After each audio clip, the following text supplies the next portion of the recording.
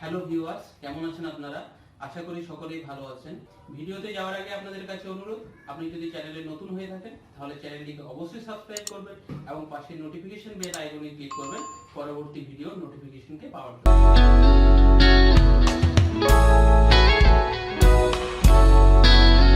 আজকের টিউটোরিয়ালে আমরা আলোচনা করব এমএস এক্সেলের কনসলিডেট সম্পর্কে।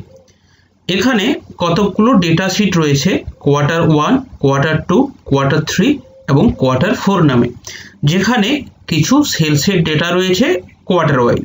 আমরা যদি এই কোয়ার্টার ওয়াইজ ডেটাগুলোকে একসাথে যোগ করতে চাই তাহলে আমরা 3D সাম ফাংশনের সাহায্যে খুব সহজেই করে নিতে পারবো। এর জন্য আমাদেরকে লিখতে হবে equals to some first bracket, এরপর প্রথম শিটের প্রথম যে সেলে ডেটা রয়েছে সেই সেলে একবার ক্লিক করার পরে কিবোর্ডের শিফট কি প্রেস করে লাস্টের যে শিটটা রয়েছে অর্থাৎ এখানে কোয়ার্টার 4 শিটটাতে একবার ক্লিক করব এবং ব্র্যাকেট শেষ করে যদি আমরা এন্টার দিই তাহলে আমরা এখানে দেখতে পাচ্ছি রেজাল্ট হলো 81। এরপর আমরা বাকি ডেটাগুলোকে পাওয়ার জন্য আমরা এই ফর্মুলাটিকে ড্র্যাগ অ্যান্ড ড্রপ করে নেব।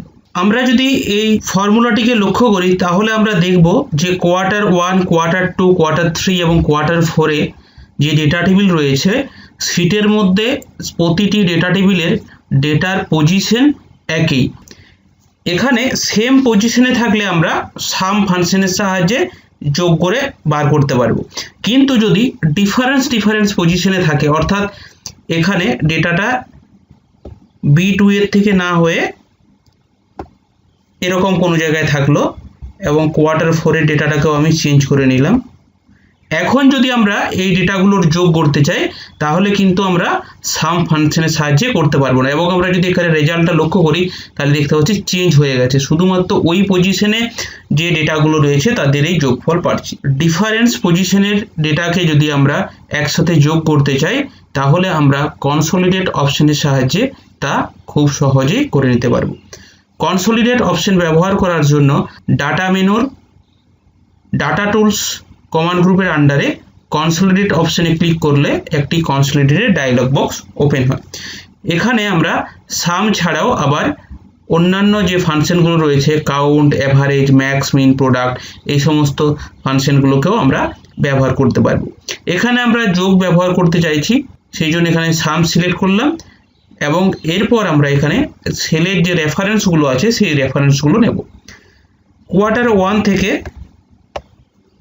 আমরা ডেটাগুলোকে সিলেক্ট করলাম, এরপর অ্যাড অপশনে ক্লিক করলাম। একইভাবে কোয়ার্টার 2 সেল রেফারেন্স সিলেক্ট করে অ্যাড করলাম, কোয়ার্টার 3 সেল রেফারেন্স সিলেক্ট করে অ্যাড করলাম এবং কোয়ার্টার 4 সেল রেফারেন্সগুলোকে সিলেক্ট করে অ্যাড করলাম।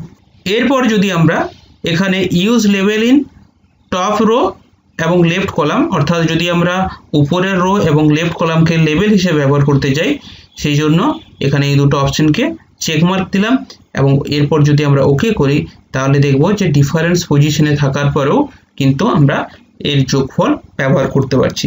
একইভাবে আমরা অ্যাভারেজ, ম্যাক্স যে সমস্ত ফাংশনগুলো রয়েছে সেই ফাংশনগুলোকে আমরা ব্যবহার করতে পারি। বাই ডিফল্ট সোর্স ডেটার সাথে কনসলিডেট ডেটার লিঙ্ক থাকে না, অর্থাৎ আমরা যদি এখানে কোনো একটা সোর্স ডেটাকে চেঞ্জ করি, সাপোজ এখানে কোয়ার্টার 1-এর প্রথম যে ডেটাটা ছিল এটাকে চেঞ্জ করে যদি আমরা 20 করি তাহলেও দেখব এখানে কিন্তু কনসলিডেটেড যে ডেটার যে যোগফল সেখানে 81-এই রয়েছে। তো আমরা যদি সোর্স ডেটার সাথে কনসলিডেটেড ডেটা লিঙ্ক করতে চাই এর জন্য কনসলিডেট ডায়লগ বক্সে ক্রিয়েট লিঙ্ক টু সোর্স ডাটার যে অপশনটি রয়েছে এই অপশনে চেকমার্ক দিতে হবে এবং আমরা যদি এখানে কোনো একটা সোর্স ডেটা চেঞ্জ করি, সাপোজ এখানে এটাকে যদি 20 করি তাহলে আমরা দেখব এখানে কনসলিডেটেড ডেটাতেও কিন্তু তার যোগফলে চেঞ্জ হয়েছে। আজকের ভিডিও এ পর্যন্তই। ভিডিওটিকে ভালো লেগে থাকলে অবশ্যই লাইক, কমেন্ট এবং বন্ধুদের সাথে শেয়ার করবেন। চ্যানেলে নতুন হলে চ্যানেলটিকে সাবস্ক্রাইব করে পাশে থাকবেন। খুব শীঘ্রই আসছি নতুন একটি ভিডিও নিয়ে।